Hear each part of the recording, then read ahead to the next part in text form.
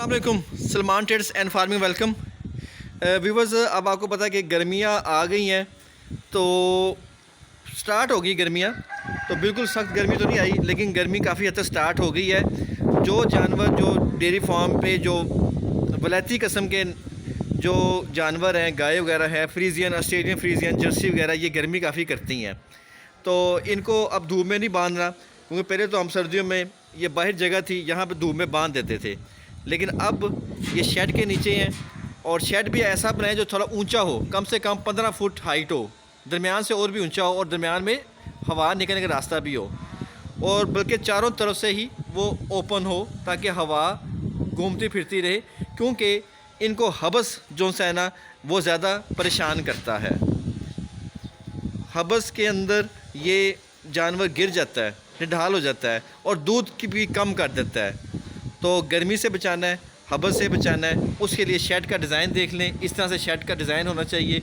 इस शेड के पीछे भी दरख्त है, दरख्त की घनी छाँव है, ठीक है, ठंडी हवा है, यहाँ पे ठंडी छाँव है।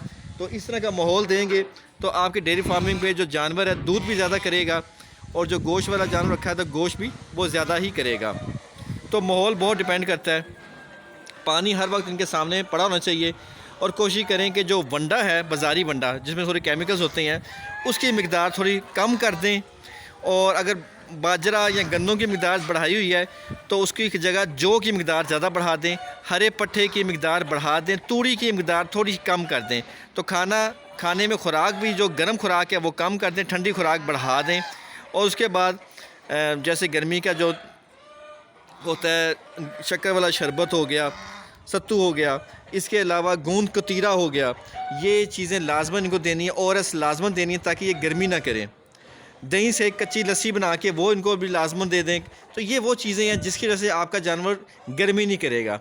तो ये जो वलैती गायें होती हैं, ये दूध भी ज़्यादा देती हैं, लेकिन गर्मी बहुत करती हैं। इनका जो सबसे बड़ा मसला होता है वो गर्मी का ही होता है।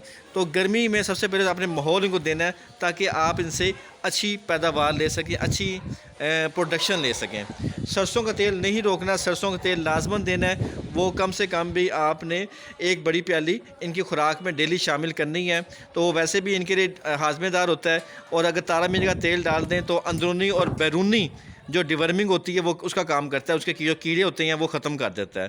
तो सरसों के तेल के बहुत फ़ायदे हैं, वो लाजमन इनको दे के रखें। तो इस तरीके से आप अपने दूध की पैदावार बढ़ा सकते हैं, अपने जानवरों को बीमारियों से महफूज रख सकते हैं, और अपने फार्म को मुनाफा बख्श कर सकते हैं। उम्मीद करते हैं आज की वीडियो आपको पसंद आई होगी। नेक्स्ट वीडियो तक के लिए अल्लाह हाफिज़।